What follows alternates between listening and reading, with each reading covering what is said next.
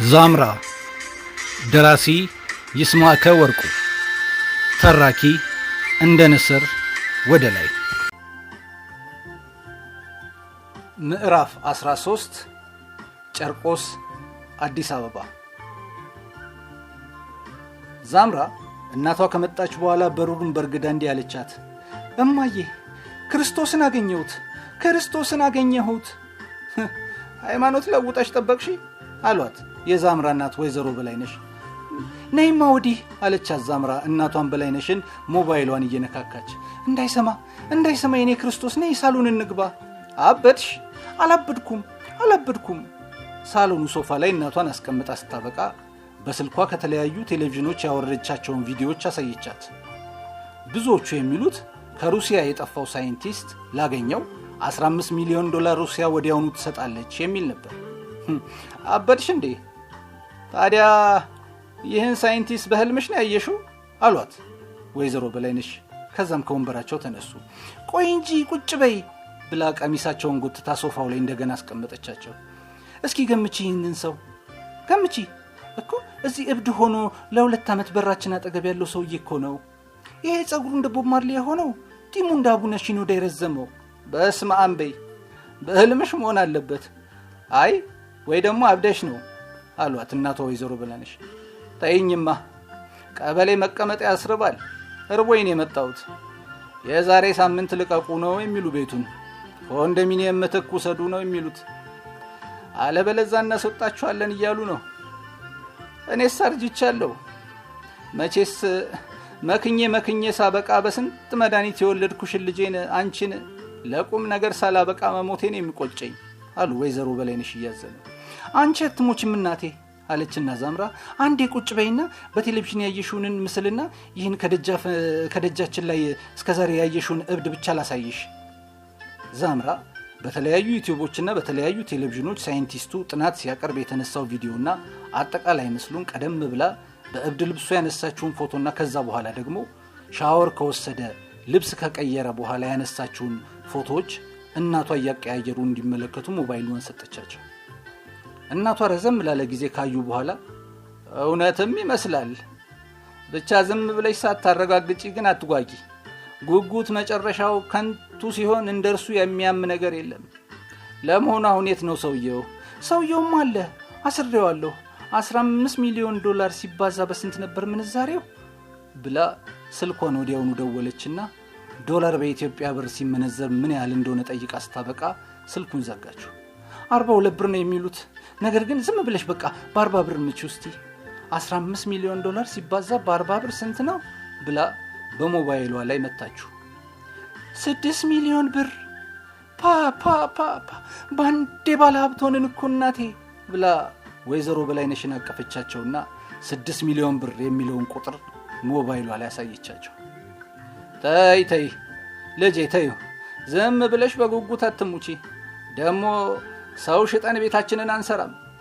እኔም ከላይ እጠየቃለሁ። ንስሐ ግቢ ነው የሚባለው። ወደ አባትሽ በቅርቡ ስለሚሄድ የእሱንም የኔንም ኃጢአት ተናዝዤ ንስሐ ገብቼ ነው የሚሞተው። ስለዚህ የሰው ልጅ እንደ ክርስቶስ አንሸጥም። እኛ ያስቆሮቱ ይሁዳዎች አንሆንም። ያውም ደግሞ ከንቱ ጉጉት ይሆናል። ይሄን እኮ ተመሳስሎብሽም ይሆናል። 7 ሰዎች በምድር ላይ እንደሚመሳሰሉ ታውቂያለሽ አሏት ወይዘሮ በላይነሽ። ተዩ እናቴ ተዩ፣ እኔ ንስሐ ገባላችኋለሁ ተዩ እንዴ እንጂ ቃል የተገባልኝንማ ብር በከንቱ አልለቀውም። ይሄ ደግሞ ሎተሪ እንደደረሰን ቁጠሪውማ። እስከዛሬ እብድ መስሎን ነበር። አይናገርም አይጋገርም። አሁን ግን ደግሞ መነጋገር ጀምሯል አለቻት ዛምራ። እስኪ ለማንኛውም ማሳይኝ አሏት እናቷ ከሶፋው ላይ እንደገና እየተነሱ።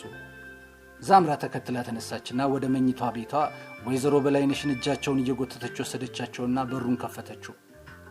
ሰውየው ግን የለም፣ እብዱ የለም። አፏን ከፍታ አይኗን አፍጥጣ ወይዘሮ በላይነሽን መመልከት ጀመረች። ከዛም ራሷን ይዛ ተንገዳግዳ ወደቀች። ልጄን፣ አረ ልጄን፣ ይሄ ጉጉት የሚሉት የተረገመ ጉጉት፣ ወይኔ ልጄን ብለው ዝልፍልፍ ብላ ከወደቀችበት አብረው ወድቀው ለማንሳት ሞከሩ።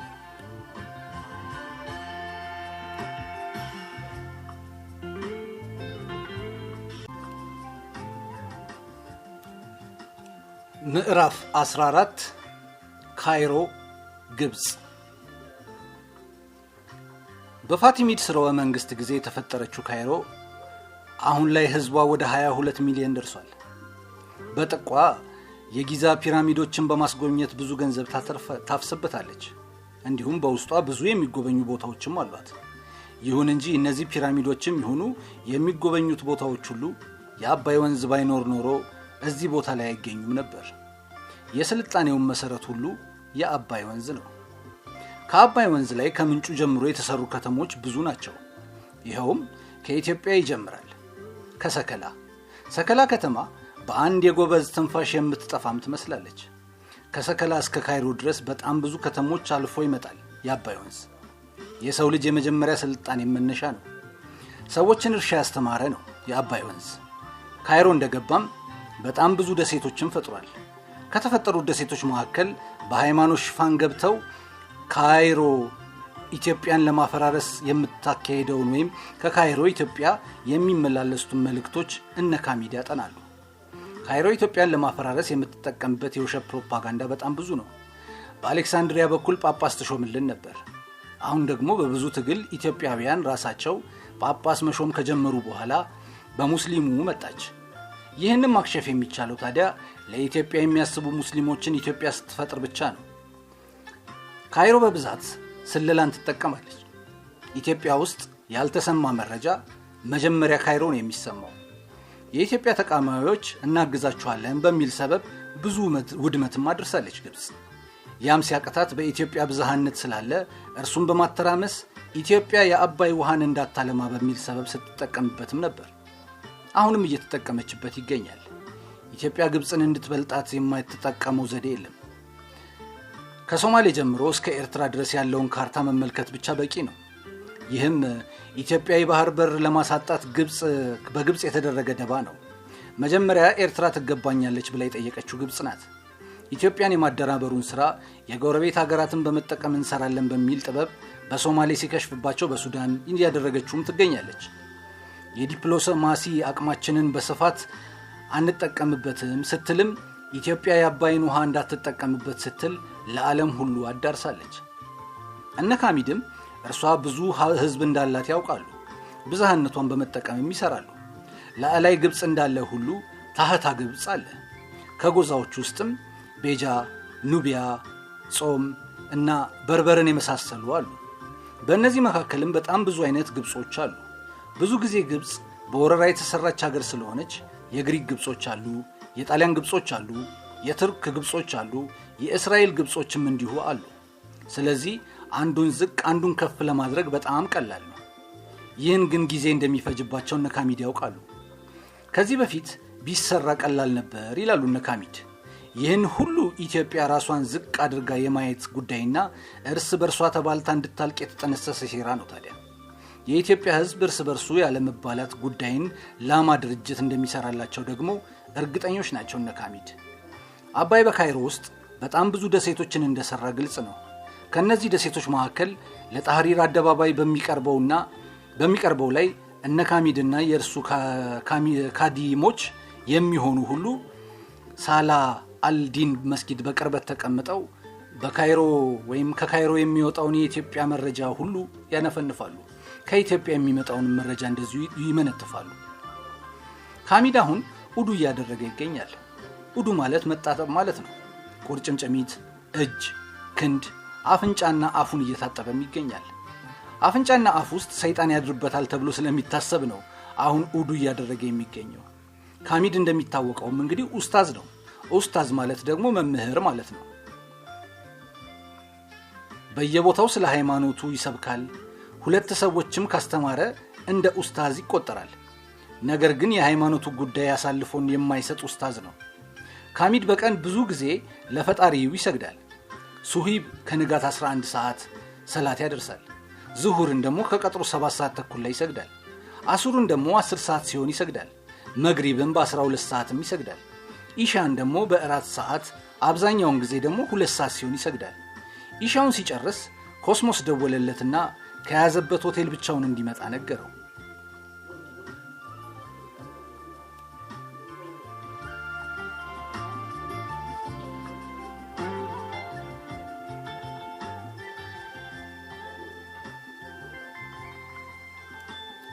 ምዕራፍ 15 ጨርቆስ አዲስ አበባ።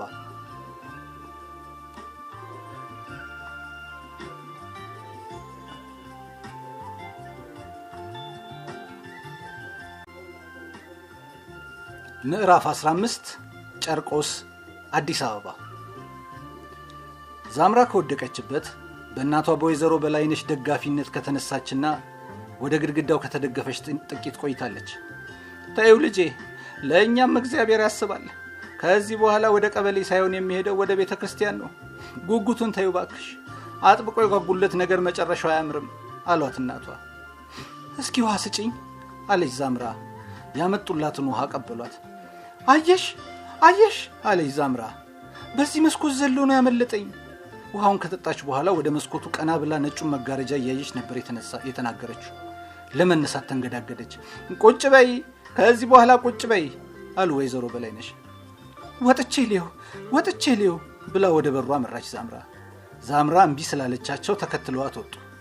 የግቢውን በር ከፍታ አካባቢውን ስታይ የተቃጠለውን ቤቱን ሄዶ እየጎበኛ አገኘችው እብዱን። ወዲያው ሮጣ ያዘችው ዛምራ። እዚህ ውስጥ ትንሽ ሳንቲሞች ነበሩኝ አላት እብዱ። እናም የጺም መላጫ ለመግዛት ነበር የወጣሁት። እኔን አትጠይቀኝም ነበር? ስንት ነገር እንደተፈጠረ መቼ ገባ? ያመለጥክ መስሎኝ። እንደወደቀች ለመናገር ግን አልደፈረችም። ንግግሯን ገታችው። ስለኔ የተነጋገራችሁትን ሁሉ በሙሉ ሰምቻለሁ። እናም ልትሸጡኝ እንደተስማማችሁም ሰምቻለሁ። ስለኔ እንኳን በቅጡ ሳታውቁ እንዴት ሊሸጡኝ እንደተስማማችሁ ግራ ገባኝና በመስኮት በኩል ዘልያ አመለጥኩ ብቻ ሳይሆን ግን ለመግዛት ወጣው ብል ይቀለኛል። በቃ እሺ፣ በኋላ እናወራለን። ስላንተ በቅጡ እናውቃለን። ደግሞ አሁን የጺም መላጫውን ገዝቼ ልምጣ። ነይማማ ይዘሽው ግቢ። ኧረ እኔ እገባለሁ ብሎ ወደ በሩ አመራ። ከአንቺ ለማምለጥ በሞክር እንዲህ አይደለም ብሎ ብቻውን እያወራ ወደ ግቢው ገባና እስር ቤቱ ገብቶ ተቀመጠ። ወይዘሮ በላይነሽ እስካሁን ምንም አላናገሩትም። ዝም ብለው እየቆዘሙ ዝም አሉት። የጺም መላጫውንና መቀስ ዛምራ ከገዛችለት በኋላ እብዱ ወደ ታሰረበት መጣችና ሰጠችው። ጺምህን ልትላጨው ነው? ልላጨው መሰለኝ አይደል? መጀመሪያ ግን ከመላጨት በፊት በመቀስ ትንሽ ልከርክምልህ። እንግዲያውስ ከጸጉሬ ጀምሪያ አፍሮ አድርጊልኝ። ዛምራ ጸጉሩን በአንዴ አፍሮ አደረገችለት። ከ2 ዓመት ጀምሮ በራሱ ላይ የተከመረው ጸጉሩ እየተቆረጠ ከፊት ለፊቱ ተከመረ። ጺሙንም ማስተካከለችለት። የጥፍር መቁረጫም አብራ ስለገዛችለት ጥፍሩንም በትግል ቆረጠው። ቀደም እንደተመለከትሽው ከታችም እንደጎፈረ ግልጽ ነው። እሱንም ወደ ሻወር ቤት ልግባና ላስተካክለዋ። ጸጉርህንም ጺምህንም ታጠባ በዛው ብላ ዛምራ ወደ ሻወር ቤት ወሰደችው። እብዱ ከገባ በኋላ ሙቅ ሻወሩን ከፈተና ሁሉንም ነገር አስተካክሎ ወጣ። ወደ እስር ቤቱ ተመልሶ ገባና ጸጉሩን ሸክፋ ወደ ቆሻሻ ማጠራቀሚያ ስትጥለው አየ። አሁንስ ፎቶ አታነሽኝም አላት እብዱ። አስታወስከኝ ብላ ወደ ሳሎን ሄዳ ሞባይሏን አመጣች። ወዲያውኑ ቀጭ አርጋ አነሳችውና ሁሉንም ይየው ብላ ሰጠችው ዛምራ። እያየሁት ነው አላት እብዱ። ከመጀመሪያ ጀምሮ አየውና ሰጣት። ሜታሞርፎሲስ ያካሄድኩ መሰለኝ። ያውን በአንድ ቀን ይህንን ጉድፍ ሁሉ አራገፍሽልኝ እኮ። አመሰግናለሁ። የሆነ ነገር ትበላለህ? ቆይ ላምጣልህ ብላ ዛምራ ወደ ሳሎን ሄዳ በሆነ ሳህን ሞልታ ምግብ አመጣችለት። እብዱ ተቀበላትና ማሻመድ ጀመረ። አንቺ ሳትበይ ዝም ብለሽ ትመለከችኛለሽ እንዴ አላት። ሲበላ አስቀንቷት ስለነበረ አብራ እጇን ሰዳ መመገብ ጀመረች። ከእንግዲህ ጥያቄ ለመጠየቅ ፈቃደኛ ነኝ።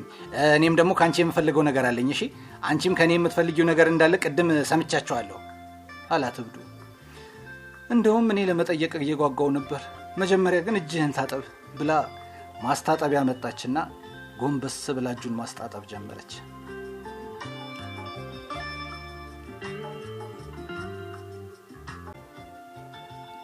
ምዕራፍ 16 ቦሌ አዲስ አበባ። ብራሶል አስቀድሞ በእርዳታ ድርጅቶች እጅ ኢትዮጵያን ሲሰልል ነበር። ስለላ ማለት ለግል ጥቅሙ እንጂ ለሀገሩ ሩሲያ ጥቅም አልነበረ። ብራሶል የሚያቀርበው የጠመንጃ ሽያጭ ሲሆን እስካሁን በዞረበት ሀገር ሁሉ ለግሉ የሚሰልለው ማዕድናትን ነው። አንድ ሀገር የእርሱ አይን ያርፍባት ዘንድ ብዙ ማዕድናት እንዳላት ማወቅ አለበት። ብራሶል አመለካከቱ እንዲህ ነው። ዓለም ውስጥ ያሉ መንግስታት ሁሉ ማፊያዎች ናቸው። በህዝብ የተመረጡ ወይም በህዝብ ሳይመረጡ የወጡ ህጋዊ ማፊያዎች። እኛ ከዚህ የምንለየው ህጋዊ አለመሆናችን ብቻ ነው። ፖለቲካ በሚሉት የውሸት አብዮት ህዝቡን ያታልሉታል። ብቻ እኛ ግን አናታልልም ይላል ሁሌም። አሁን በግል አውሮፕላኑ እየተሸኘ ነው። የኢትዮጵያዊ ማዕድንና ኢነርጂ ሚኒስትርን ጨምሮ የእርሱ ብዙ ሰዎች አሉ። ብዙ ሰዎች አብረውት መጡ እንጂ ከ3 በላይ የሚሆኑት አልተመለሱም። ሌቪን፣ ፔሽኮቭ፣ ቹምና ሌሎቹም ወደ እርዳታ ድርጅቶቹ እንደሚገቡና አዲስ አበባን ለቀው እንደሚወጡ ተስማምተዋል ከብራሶል ጋር። ይህንኑ ነው አስቀድመው ተነጋግረው የመጡት። በኢትዮጵያ የደህንነት መስሪያ ቤት ውስጥ የተመደበው ደንገዣንም መሪያቸው እንደሚሆን ተስማምቷል። በአንድ ሳምንት ውስጥ በአዲስ አበባ ዋና ቢሮአቸው ከተከፈተ በኋላ ወደ ሁሉም የኢትዮጵያ ክፍላት ሀገሮች ቅርንጫፍ ቢሮአቸውን መክፈት ቀጠሉ። ለዚህ ጉዳይ ደንገዣር ፕሮፖዛሉን ቀርጾ ሰጥቷቸዋል። አስቀድሞ ብራሶል ገና ከሩሲያ ሳይመጡ በፊት ሁሉም መፈጸሙን ነግሯቸው ነበር። ለደንገዣንም ጠቀም ያለ ገንዘብ አስገብተውለትም ነበር። የማዕድንና ኢነርጂ ሚኒስትሩ አሁኑኑ በቶሎ የማዕድንና ኢነርጂ የሚገልጸውን አዋጅ ወይም የነጋሪት ጋዜጣ እንፈልጋለሁ አሉት ለደንገዣን። ደንገዣን ስልኩን አወጣና ስለ ማዕድን ብቻ የሚገልጸውን አዋጅ ማለትም በነጋሪት ጋዜጣ ላይ የተደነገገውን ይዘናና ወደ ሚኒስትር መስሪያ ቤቱ ሄደ ጠረጴዛቸው ላይ ያስቀምጥላቸው አለ። ብራሶልን ሸኝተው እየተመለሱ እያለ የማዕድንና ኢነርጂ ሚኒስትሩ አዋጅ በነጋሪት ጋዜጣ እናወጣለን ግን አናነበውም አሉት ደንገዣን። በእርግጥ ብራሶል ቅድም የገለጹት አዋጅ ይኖር ይሆን? አውጀነዋል፣ ግን በእርግጥ በመቃብርና ሃይማኖታዊ ጉዳዮች ላይ በተተከለሉ ስፍራዎች፣ በቅድመ ታሪክ ቅሬቶች ባለባቸው ቦታዎች ላይ የሚል ይኖር ይሆን? ወይ ጉድ! ስለዚህ ገዳማትን ማውደም አለብን ማለት ነው። ጥንታዊ ቤተክርስቲያናትንስ? ይሄ ጣልቃ ገብነት ቢሆንም ማለት ግን አዋጃችንን እንድንለውጥ የማዕድንና ኢነርጂ ሚኒስትሩ ሲለፈልፉ ዝም ብሎ ታዘባቸው ደንገዣን። እናንተ እንኳን ሃይማኖታችሁ ሌላ ስለሆነ አለ ፈገግ እያለ ደንገዣን። አጨርሰው አንተ ምን ልትባል ነው አሉ የማዕድንና ኢነርጂ ሚኒስትሩ። እኔ እንኳን ከሁሉም የለውበትም። ይህን ካላቸው በኋላ ወደ መኪናቸው ሄዱና ወደ መሃል አዲስ አበባ ገቡ።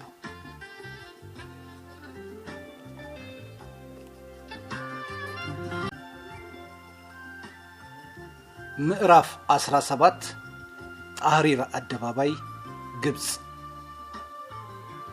ኮስሞስና ማሊንካ ዛራጎቫ አብረው ራት እየበሉ ነው። እንግዲህ እዚህ ድንች የለም። እናንተ ሩሲያውያን በጣም አጥብቃችሁ ድንች እንደምትወዱ አንብቤያለሁ። እዚህ ያለው እንደምትመለከቱው ሩዝ ነው። ግድ የለም እንብላ አለችው ማሊንካ ዛራጎቫ። አሁን ኮስሞስ እርሷን እየለመደ መምጣቱን ተገንዝባ ለሰርቫይቫል ሲባል ብዙ የተመገብኳቸው ነገሮች አሉ። በጣም ብዙ። የሰው ልጅ ካሁን ቀደም ያልቀመሳቸው እጽዋቶች፣ ቢራቢሮዎችን ሁሉ ተመግቤያለሁ። እንስሳትንማ ባጣው ጊዜ ወደ እነርሱ ነው ሽጉጤን የማዞረው። እኔ የምለው ግን እናንተ ኢትዮጵያውያን ያን ሁሉ የለማ መሬት ይዛችሁ ከአፈር ውስጥ ደግሞ ብዙ ማዕድናትን ይዛችሁ ለምንድን ነው የምትራቡት? አለችው ማሊንካ ዛራጎቫ። ኮስሞስ ሹካውን ወደ አፉ ከማስገባቱ በፊት ዝም ብሎ አፍጥጦ ተመለከታት። ካስከየምኩ ይቅርታ፣ ስሜቴን ነው። ማለት አውሮፓውያን በነጭ በረዶ ላይ ሲሰለጥኑ እናንተ ምን ነክቷችሁ ነው ለማለት ነው። ኮስሞስ ጥያቄው ትክክል መሆኑን ካረጋገጠ በኋላ የእኛን ችግር የትኛውን ልዘርዝልልሽ? አንዱ እንግዲህ ዘረኝነት ነው። በሀገራችን አንዱ ዘር ከአንዱ ዘር ጋር የተዋለደው ከ64 በላይ ሆኗል። እንግዲህ ተዋልዶ እርስ በርሱ አንድ ጥናትን እንግዲህ በቅርቡ እንዳነበብኩት ከሆነ ከእኔ ልጀምርልሽ። እንደውም በሁለት ዘሮች መካከል የተወለድኩ ነኝ።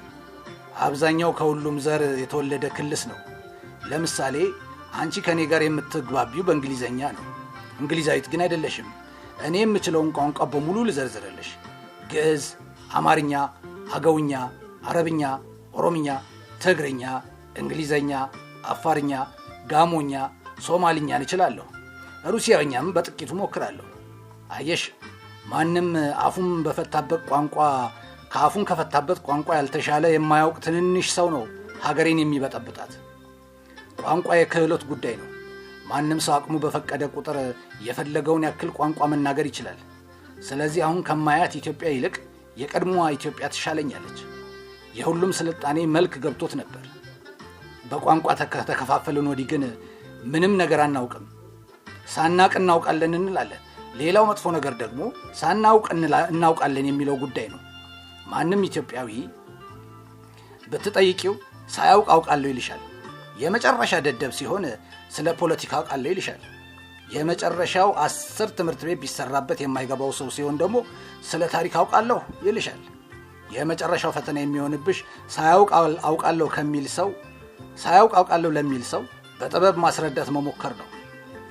ብዙ አስወራሽኝ ብሎ ኮስሞስ ሩዙን አጥብቆ ማላመጥ ጀመረ። በህዝቡ ላይ ቅሬታ እያቀረብክ ነው። ስለዚህ እንዴት ወደ ለውጥ መንገድ ሊመራ ይችላል ብለህ ራስን መጠየቅ ነው አለች ማሊንካ ዛራጎቫ። ከዘረኝነት መጽዳት ነው ዋናው ቁም ነገሩ። ቀጥሎ የሚያውቁትን ወይም የማያውቁትን አውቃለሁ አለ ማለት ነው። ማለትም መጠየቅ። ቀደም ወደ ጠየቅሽ ነገር ስመለስልሽ እንኳን ያን ሁሉ ለመሬት ይዘን ይቅርና እንኳን ያን ሁሉ ማዕድን ይዘን ይቅርና ኢትዮጵያ እንኳን ለኛ ዜጎቻቸውን ወደ ኢትዮጵያዊነት ቀይረው ለሚመጡ እንኳን በቂ ናት። ይህን ተናግሯት ራታቸውን በልተው ከጨረሱ በኋላ እየተጨዋወቱ ወደ ክፍላቸው ገቡ። ከዛ ማሊንካ ዛራጎቫ እንደተለመደው ሶፋው ላይ ተቀመጠች። ኮስሞስ ደግሞ ጠረጴዛው ላይ አንድ ወንበር ስቦ ተቀመጠ። አንቺ አልጋው ላይ ተኚ፣ እኔ ሶፋው ላይ ልተኛ አላት። ብዙ ጊዜ ቁልጭ ካለ በኋላ በጣም አመሰግናለሁ አለችና ማሊንካ ልብሷን አወላለቀች። አልጋው ጠርዝ ላይ ያለውን ፎጣ አንስታ እርቃኗን ዘንበጥ እያለች ወደ መታጠቢያ ቤት ገባች። ኮስሞስ ግራ ገባው።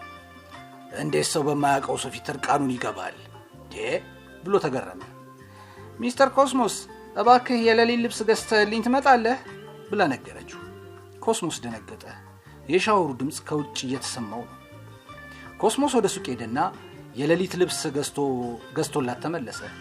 ወጥታ በፎጣ ገላዋን እያደራረቀች ነበር የጠበቀችው። በጣም ቆንጆ ነው አመሰግናለሁ ብላ ለበሰችና የአልጋውን ነጭ ኮንፈርት ገልጣ ወዲያውኑ ገባች።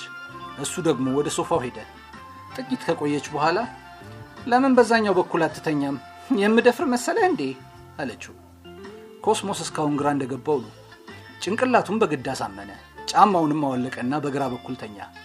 ምንም እንቅልፍ ሊመጣለት ግን አልቻለም። እሷም እንቅልፍ እንዳልወሰዳት በኋላ ነው የገባው።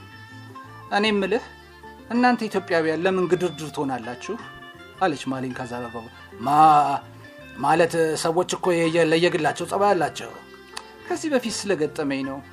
አንድ የኢትዮጵያ ደህንነት ሰው እንደነበረ ስንሰማ ሩሲያ መጥቶ ሳለ ነው እንግዲህ ዝም ብሎ ተግደርድሮብኝ ነው። ታዲያ ከዛስ አላት ኮስሞስ። ከዛ ምንም አላደረግኩትም። ሰዎችን ጠራውና ያለውን ነገር ሁሉ ተፋታ።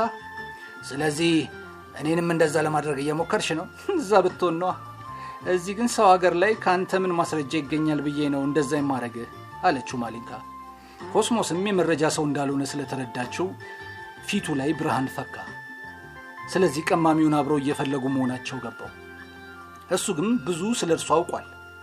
የሚገርም ነው። እኔ ጸሐፊ እንጂ የመረጃ ሰው አይደለሁም እኮ አላት ኮስሞስ። ታዲያ ቀን ላይ እዚህ የተሰበሰቡት ሰዎች ምንድናቸው? ንገረኝ እንጂ ምንድናቸው ልትል ነው? እነሱ ጓደኞቼ ብቻ ናቸው፣ የሀገሬ ልጆች። አንቺ ብዙ ሰው በቱሪስት ቪዛ እንዳስገባሽ ስትነግሪኝ፣ እኔ ደግሞ በደም ፍላት ተነስቼ ጓደኞቼን ጠራው። እሺ ለማንኛውም ያው ቀማሚውን እናገኝና ፈታሃለሁ።